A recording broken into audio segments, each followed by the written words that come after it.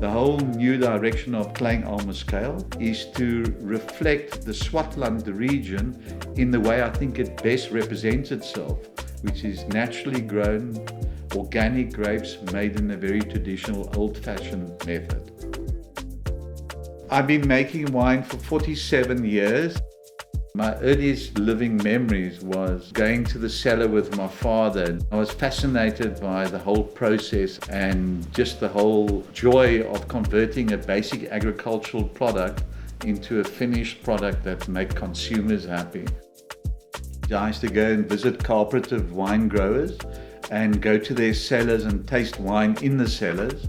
And one day I stumbled upon the Swartland cellar and I tasted through the tanks of wine with the winemaker, and we came across a tank of Sauvignon Blanc, and I couldn't believe that it was possible to get a wine of such distinction in such a warm area.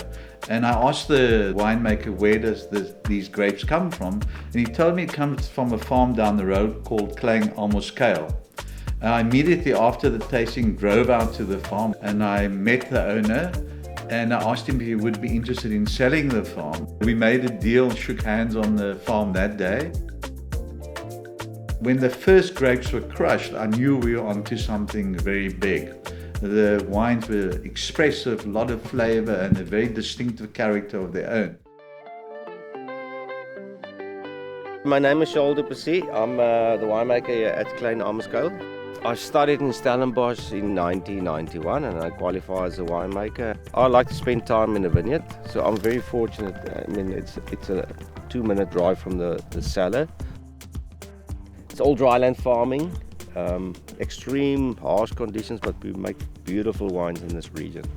You must understand these vineyards are planted in 1965, so it's officially the oldest block of Sauvignon Blanc in South Africa. After 60 years of growth, the roots will be about between 5 and 7 meters down into the ground. We don't have any rivers or dams in the Swartland here. It's all dryland farming. There's no irrigation.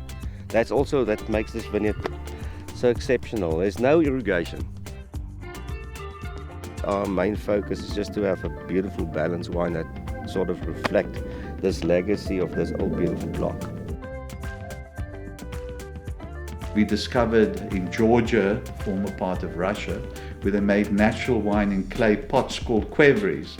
And we bought some of those in from Georgia, and it was so different and distinctive. And it was a revolution as far as I was concerned, because we've introduced this old traditional method, but with the scientific knowledge we have of winemaking. Here we are in an Amoskuil cellar where we've got these 20 kweh-vrees that's been imported and made from Georgia. It's all 100% natural winemaking. You purely gently destalk and crush the fruit with the skins into the kweh-vree. In about 3 to 4 days it will start fermenting naturally. The fermentation take about 7 days. And then for a period of 6 months we leave the wine on the skins in the kweh-vree. Then we will taste all these sort of different parcels in the kweh-vrees, and then we'll do a blending and then do a bottling on site at the end of the year. Winemaking is a journey of discovery, looking for new things, trying to find new ideas, and we have to continually search and innovate and allow the grapes to express themselves in the way they want to do it with minimum intervention. If you get it right, it's extremely rewarding.